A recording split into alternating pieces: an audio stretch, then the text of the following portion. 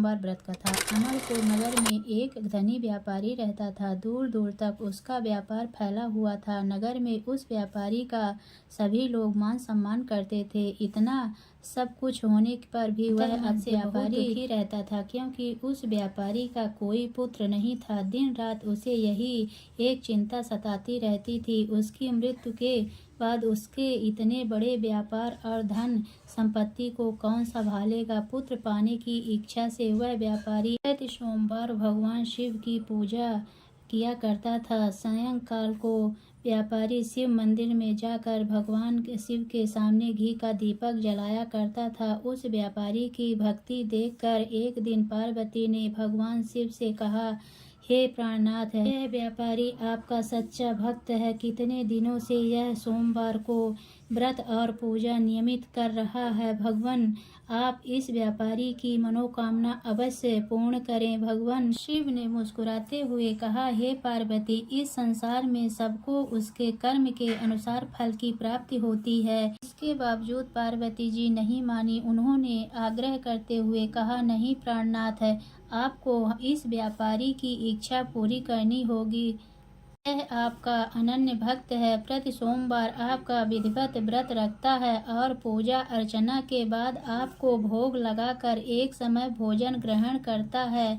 आपको इसे पुत्र प्राप्ति का वरदान देना ही होगा। पार्वती का इतना आग्रह देखकर भगवान शिव ने कहा, तुम्हारे आग्रह पर मैं इस व्यापारी को पुत्र प्राप्ति का वरदान देता हूँ, लेकिन इसका पुत्र 16 वर्ष से अधिक जीवित नहीं रहेगा। उसी रात भगवान शिव ने स्वप्न में उस व्यापारी को दर्शन देकर उसे पुत्र प्राप्ति का वरदान दिया और उसके पुत्र के 16 वर्ष तक जीवित रहने की बात भी बताई। भगवान के वरदान से व्यापारी को खुशी तो हुई, लेकिन पुत्र की अल्पायु की चिंता ने उस खुशी को नष्ट कर दिया।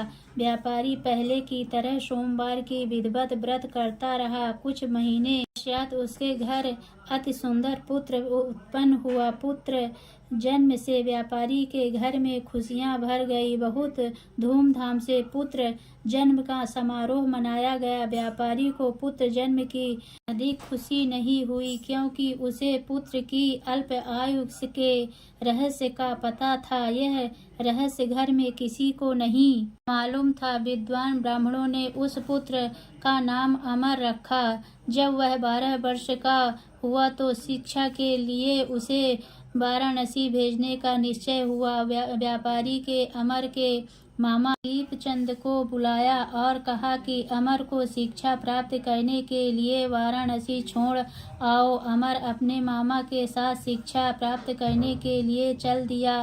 रास्ते में जहाँ भी अमर और दीपचंद रात्रि विश्राम के लिए ठहरते, वहीं यज्ञ करते और ब्राह्मणों को भोजन कराते थे। लंबी यात्रा के बाद अमर और दीपचंद एक नगर में पहुंच उस नगर के राजा की कन्या के विवाह की खुशी से पूरे नगर को सजाया गया था।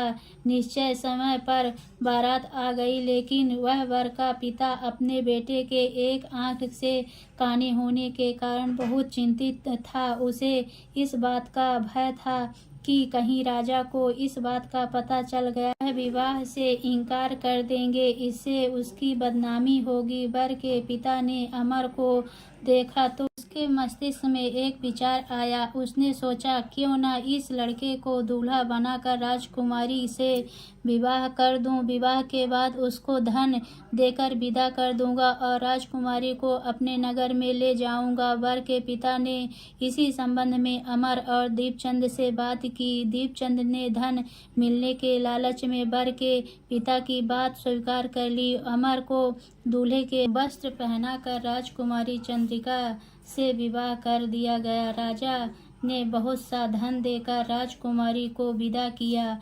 अमर जब लौट रहा था तो सच नहीं छिपा पा सका और उसने राजकुमारी को ओढ़नी पर लिख दिया, राजकुमारी चंद्रिका, तुम्हारा विवाह तो मेरे साथ हुआ था। मैं तो वाराणसी में शिक्षा प्राप्त करने जा रहा हूँ। अब तुम्हारे जिस नवयुवती पत्नी बनना पड़ेगा वह काना है। जब राजकुमारी ने अपनी ओढ़नी पर लिखा हुआ पढ़ा तो उसने काने लड़के के साथ जाने से इनकार कर दिया। राजा ने सब बातें जाकर राजकुमारी को महल में रख लिया। इधर अमर अपने मामा दीपचंद के साथ वाराणसी पहुंच गया। अमर ने गुरुकुल में जाकर पढ़ाई शुरू कर दी। जब अमर की आयु 16 वर्ष पूरी हुई तो उसने एक यज्ञ किया।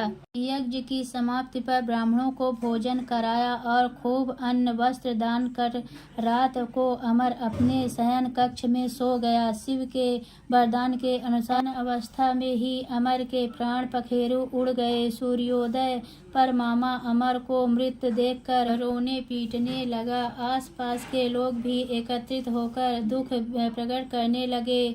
मामा के रोने विलाप करने के ईश्वर समीप गुजरते हुए भगवान शिव और माता पार्वती ने भी सुने। पार्वती जी ने भगवान से कहा, प्राणनाथ, मुझसे इसके रोने की स्वर सहन नहीं हो रही, आप इस व्यक्ति के कष्ट अवश्य दूर करें। भगवान शिव ने पार्वती जी के साथ अदृश्य रूप से समीप जाकर अमर को देखा तो पार्वती जी से बोले, पार्वती जी, यह तो उसी व्यापारी का पुत्र है। मैंने उसे 16 वर्ष की आयु का वरदान दिया था, इसका आयु तो पूरी हो गई। पार्वती जी ने फिर भगवान शिव से निवेदन किया, हे प्राणनाथ, आप इस लड़के को जीवित कर, नहीं तो इसके माता पिता पुत्र वियोग में प्राण दे देंगे।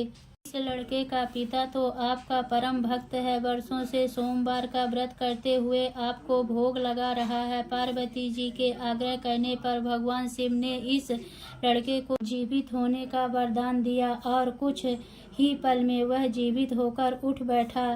शिक्षा समाप्त करके अमर मामा के साथ अपने नगर की ओर चल दिया। दोनों चलते हुए उसी नगर में पहुँचे जहाँ अमर का विवाह हुआ था। उस नगर में भी अमर ने यज्ञ का आयोजन किया। समीप से गुजरते हुए नगर के राजा ने यज्ञ का आयोजन देखा। राजा ने अमर को तुरंत पहचान लिया। यज्ञ समाप्त होने पर राजा अमर और उसके मामा के महल में ले गए और कुछ दिन महल में रखकर बहुत सा धन वस्त्र देकर राजकुमारी के साथ विदा किया। रास्ते में सुरक्षा के लिए राजा ने बहुत से सैनिकों को भी साथ भेजा। दीपचंद ने नगर में पहुंचने से पहले ही दूत को घर भेजकर अपने आगमन की सूचना भेजी। बेटे अमर को जीवित वापस लौटने की सूचना से व्यापारी बहुत प्रसन्न हुआ। व्यापारी ने अपनी पत्नी के साथ स्वयं को एक कमरे में बंद कर रखा था। भूखे प्यासे रहकर व्यापारी और उसकी पत्नी बेटे की प्रतीक्षा कर रहे थे। उन्होंने प्रतिज्ञा कर रखी थी कि यदि उन्हें अपने बेटे की मृत्यु का समाचार मिला तो दोनों अपने प्राण त्याग देंगे। व्यापारी अपनी पत्नी और मित्रों के साथ नगर के द्वार पर पहुंचा। अपने बेटे के विवाह का समाचार सुनकर पुत्रवधू राजकुमारी चंद्रिका को देखकर उसकी खुशी का ठिकाना न रहा। उसी रात भगवान शिव ने व्यापारी के स्वप्न में आकर कहा, सेठ, मैंने तेरे सोमवार के व्रत करने और व्रत कथा सुनने से प्रसन्न होकर तेरे पुत्र को लंबी आयु प्रदान की है। व्यापारी बहुत प्रसन्न हुआ। सोमवार का व्रत करने से व्यापारी के घर में खुशियां लौट आई। जो स्त्री पुरुष सोमवार का व्रत विधिवत व्रत करते हैं और व्रत कथा सुनते हैं उनकी सभी इच्छाएं पूरी होती है। तो बोलिए भोलेनाथ की जय।